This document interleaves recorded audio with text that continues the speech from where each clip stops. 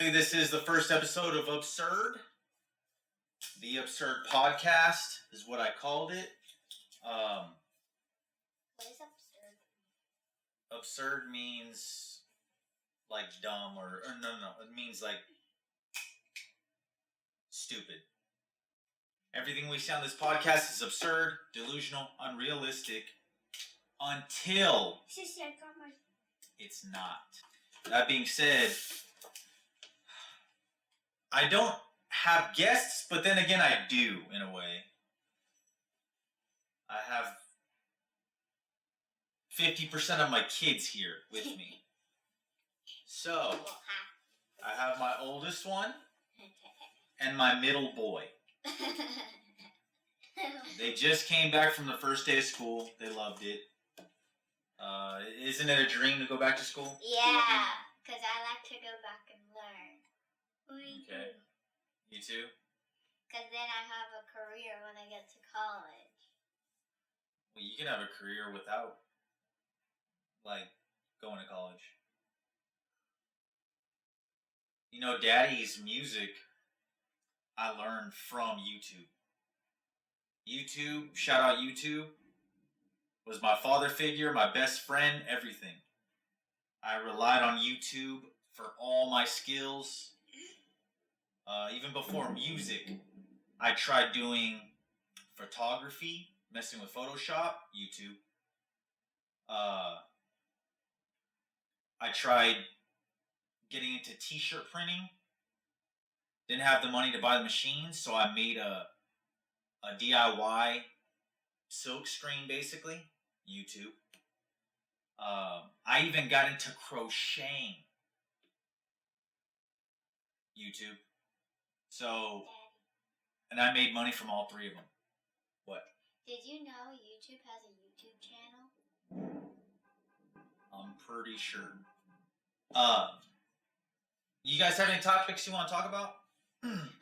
While Daddy and you guys are here on this podcast? I know one thing about YouTube that I have done. I learned how to draw anime characters. On YouTube? Yeah. Really? You're just watching YouTube videos and you learned? Nice. That's the reason why I always went into my room, into the Dell computer, because I always search up drawing stuff. Nice. I didn't know that. Well, see, YouTube, and I know you guys, I don't know if for many listeners that do not have kids, you would assume kids are all on Netflix and Hulu and Amazon Prime and all these whatever streaming services, right? Nope. They're on, guess what? YouTube. They're on YouTube for all these emote dancing videos, all these meme videos, all these Roblox videos, Fortnite video. They're on YouTube. Box. Yeah, whatever that is. And KENMOR. Daddy's channel. And KENMOR. Yes, sir. But yeah, so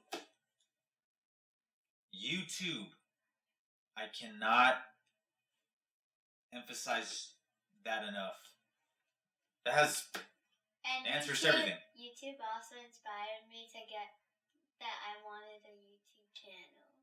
Because many kids have their own YouTube channels, and I want to be like one of those kids. Yeah, I agree. They love playing games, so eventually, when the money starts rolling in, careful with the camera, please.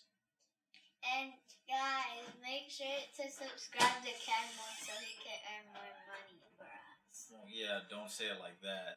A little bit about me, for all the new listeners out there, or the ones that don't really know me like that. Yeah, I'm one of those. I'm a legit entrepreneur, man. Like, I just am. Like, no, you can ask anybody, regardless of what someone says or whatever. Like, there's no other way to explain who I am. I relate a lot to like Gary Vee and stuff for that simple reason. What a lot of what Gary Vee would say when he was a kid, you know, basically an entrepreneur is someone that starts something from the ground and makes it grow and makes it successful and just enjoys the process. Like, I'm 30 and I'm still enjoying this process. Like, I've been doing music for like. Your whole life? Huh? Your whole life? No, not my whole life. Well, basically. But not when you were a kid. When I was a kid, all I did was play games and watch TV. With Uncle Kevin. Yeah, like I've been doing this for a little less than 10 years. You know, the music thing. Well, like almost 7 years, I believe. But even before I discovered that I wanted to do music, like, I was trying all these other things. Like, even I wanted to start my own clothing brand. You know, I named it. That's not important, the name, but I sold quite a few beanies. That was my first product, and like the feeling of someone purchasing my product that I like put together, and someone thinking they look so fly and they look sick and they just look dope with it on. Damn. Like, that felt really good. That just, like, the feeling was just, oh man, like, I made that. But you like it too? Like, like it. Because they like it and you like it at the same time and it makes you happy. Yeah, exactly. It made me happy. The fact that someone else was happy with it. And it made everything I put into it worth it. That's exactly what it made me feel. I was 24 when I decided to, like, decide on music. Like, I had no plan. I'm just, literally, the only thought in my head was, I want to learn the piano. Literally, that was the only thought. I had no plan. I didn't even know there was digital audio workstations. I had no idea what their names were. I had no idea how. I was just thinking. I was dumb to the music process. I just knew one thing. I wanted to learn the piano. That's it. Did you ever learn the piano? Nope. I still want to. But during this time, I was talking to one of my friends at work. I had no idea of his background, right? We were just talking, shooting shit. And I bring up, yeah, I want to get into music. I want to learn the piano. Because I heard, I believe, John Foreman, which is the lead singer of Switchfoot, he said that he was saying something like, when you learn the piano, you basically know how to play every instrument because they all work with the same keys. So, anyways, but yeah, I just started talking to this dude, and didn't think anything of it. And then all of a sudden, I find out before he asked for my flash drive, or after, I don't know. But anyways, I had found out that he used to produce music back in the day. I still didn't even know what that consisted of. And he asked me if I had a flash drive, and he would put something on it. I was like, okay. And I got my flash drive. I found one. I gave it to him. He gave it to me like a few days later, and it had FL Studio on it, or at the time it was called Fruity Loops. Fruity and Loops? Fruity Loops. That's what Cereal? No, that's the software I use even till this day to make music.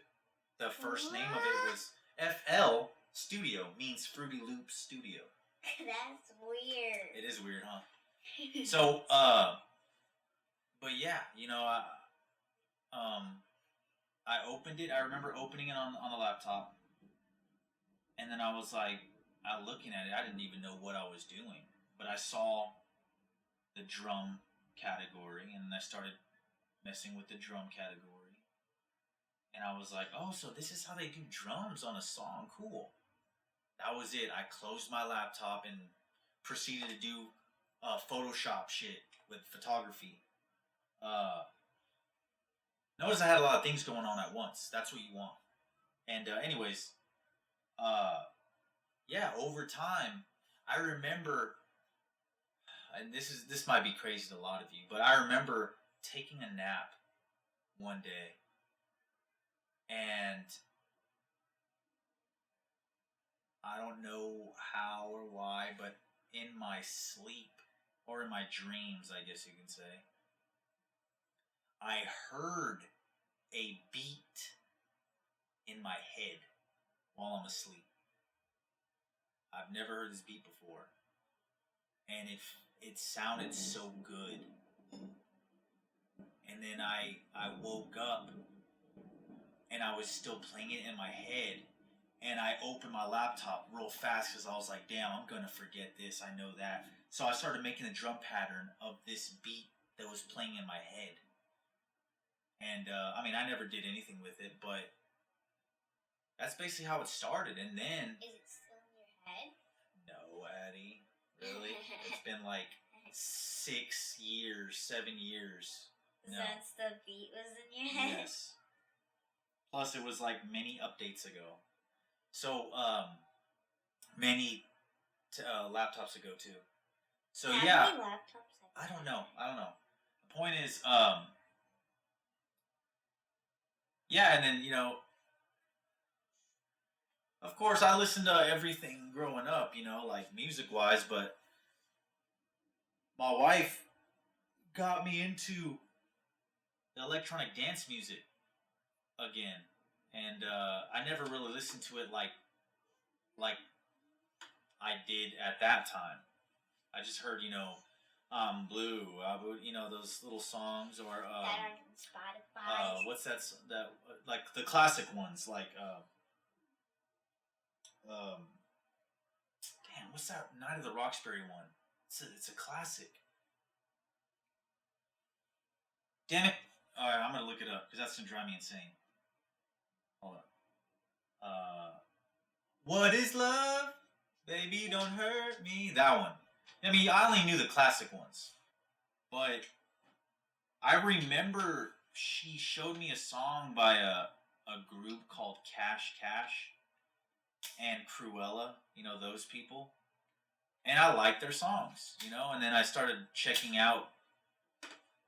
discovering the EDM world. Then I started discovering Martin Garrix and the Steve Aokis and the Skrillex, and, you know, like Tiestos and Alesso, all the Zed, whatever, you know, like all these artists I've never even heard before.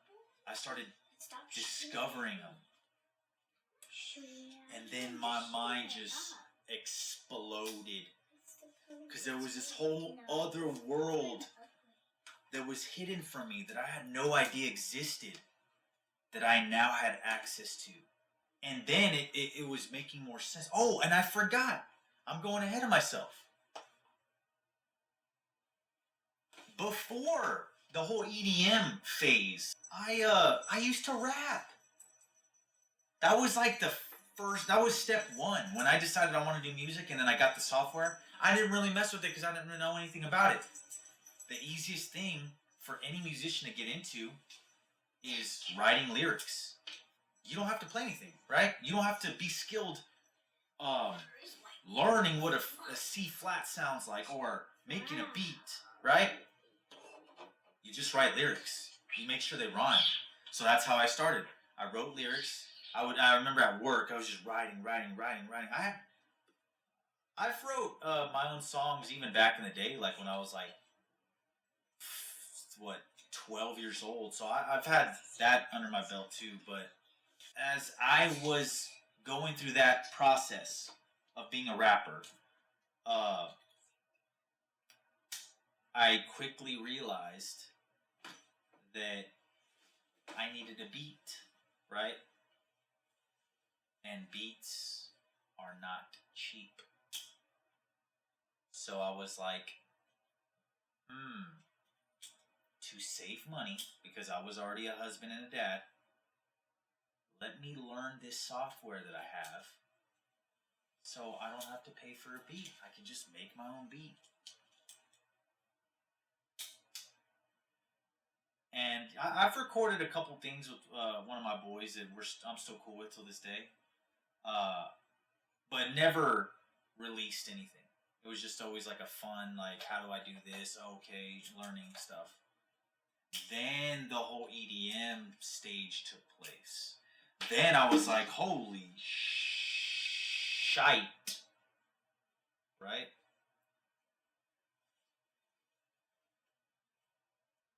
I like that sound. And you know what? I can do it. That's when the whole YouTube University really started happening for me. Open tutorial after tutorial, hundreds of tutorials, learning how to do this, how to EQ, how to do this. And I'm still not very good. If I were to sit in a room with 10 producers, they would shit on me. They would tell me my music sucks, not just because it sucks. They would say that my EQs aren't really good. There's a lot of distortion. My vocals are not that present. They would pick my songs apart. And cool, I want that because they're educated in that. I don't take advice from people that have no idea how to even make a drum pattern. Their opinion, or where you have been going through. Their opinion is beneath me. Their opinion is for the birds. Feel me? Ones that are educated, yes, feed me. Tell me what I need to change. How do I get better? I'm going to learn. I'm going to be better by listening to you. Anyways, they would shit on my music. I already know that.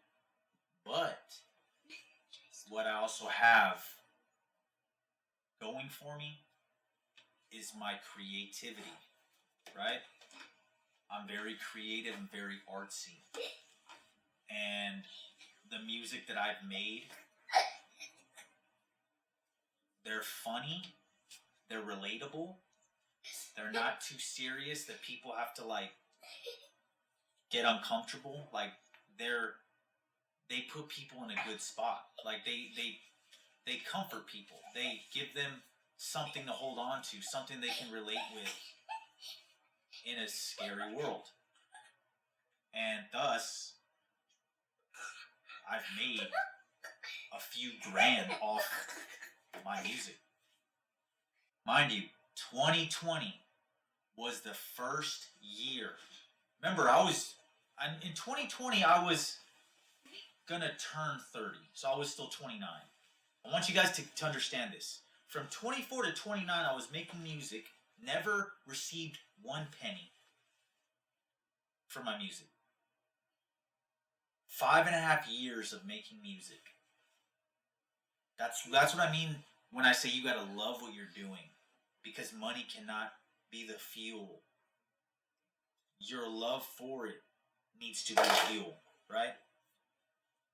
So, but also, 2020 marked the first song I ever put my own lyrics on.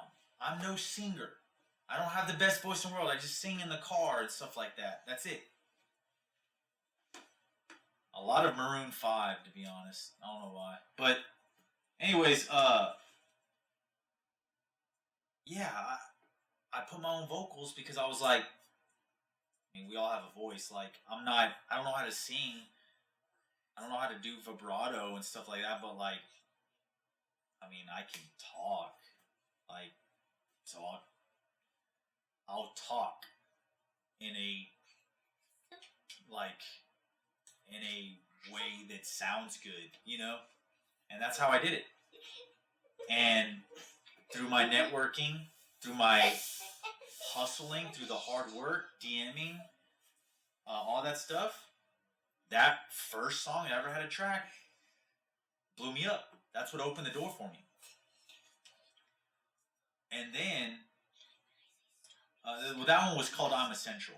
That was specifically made for essential workers to give them something to hang on to during this whole time. I was an essential worker, you know, whatever. We were like... What is essential? It means when, during COVID, when everyone lost their jobs or when the jobs were giving employees money to stay home for 2 weeks because COVID was going crazy, essential workers like me weren't allowed to stay home. We had to go to work. That's the reason why you made the essential song? Because the essential workers were feeling it. But yeah, so yeah, you know, in USA Today made a TikTok with it, and Walmart made a TikTok with it. Like it was cool. It was cool stuff. I remember posting it, and I got like I think 6 shares, and immediately I was like, wow, 6 shares? I've never gotten 6 shares ever on anything. And then all the comments were, oh, it's funny, ha, you know, oh, I love it, it's catchy, all this stuff. Like, I was like, okay. So I was like, clearly this is good because I got 6 shares, right? So I got the bright idea. I used to work at Walmart, to be honest. The warehouse, though, not the store. And so I was already in this Walmart group, right? The warehouse group. And I remember after the 6 shares, I was like, well, damn, I know this is good. That's a fact. Let me share it to this group. And I think it had like 18,000 members at the time. I shared my song, or like the TikTok of it, to this group. Same thing. Bunch of comments started flying in. Bunch of shares. I had like 3,000 views on this video or something like that in the group alone. And then all of a sudden, yeah, a lot of people, I'm gonna play this. I'm gonna play this in the speakers at work, or you know, all this positive energy. And then I was like, damn, okay, cool. This is dope. So if you guys like the TikTok of it, I commented, well, because people asked to. People were like, hey, is this available on like iTunes? At the time, no. But I commented the link to my YouTube video. Start blowing up. Like I got like 30,000 views on YouTube, right? And then, you know, I was like, well, damn, this is in demand now. Like, people actually like it. And I was like, okay, well, so I started putting I started putting on like iTunes and Spotify and all that stuff. And yeah, it blew up. It blew up. Of course, me networking and stuff like that, reaching out to influencers on TikTok to help spread the song. Oh yeah, it was a trend for sure. And to be honest, it's still kind of a trend because we're going back to lockdown, and I was searching the song one time like a week ago, and literally like Sydney, Australia is using the heck out of that song. Like, I've seen a lot with the Sydney, Australia lockdown hashtag, or the Sydney lockdown hashtag. Yeah, so it's coming back up again, but it's just funny, man. Basically, what I'm trying to say is, you don't give up. You try things once. If you like them, you keep doing them. And if you really like them, money is never the goal. Money, if I started music to get money, I would have quit 4 years ago because I wasn't making anything for 5 years. I started music because it made me happy. I felt good when I would make these awesome sounds that I liked. And I could see myself doing this for a very long time. That's the whole reason why I did music. And time told, and it paid, literally. It paid. 5 years later. So I want you to understand, if I were to tell you, do something, but you will not start seeing any return income-wise until 5 years, would you do that? That's something to think about. If the answer is yes, even without the money, well then yes, that's what you're supposed to be doing because you love it that much. I still love fashion. I still want to do my t-shirt business eventually. Thing, and it's cool because like with me being an artist, and a producer, it always involves merch. So like it's recirculating. And then I have a camera. I take my own artist pics. My wife helps me. The kids help me. It's every skill I've learned. I've realized it never quit. It never quit. It's continuously circulating, and it's cool. So don't ever think something you enjoyed 10 years ago does not matter today. It does. I used to know how to draw. I used to know how to draw. I don't draw anymore. But I drew my own logo. You see what I'm saying? So it all circulates. Just gotta be patient, take time. Anyways, guys, thanks for listening. All the new listeners, make sure to follow The Absurd Podcast on IG, on TikTok. I'm gonna edit this and post it on like iTunes and Spotify, Apple Music, all that stuff. If you have a good story out there and you have a success story, or you just have something vital that people need to know about, be sure to email me at absurdpodcasts with an S. absurdpodcast@gmail.com. I'll get the email. Or you can DM Absurd Podcast, IG. But anyways, I love y'all. Be safe. Much love and respect to all the entrepreneurs out there. You got my love and respect. I know the grind, so I know what y'all are going through. You have my honor. No lie. It takes a real one to be an entrepreneur. Takes a lot of hard work to be one. But yeah, man, you keep doing you. Keep loving that shit. Keep loving the process. And,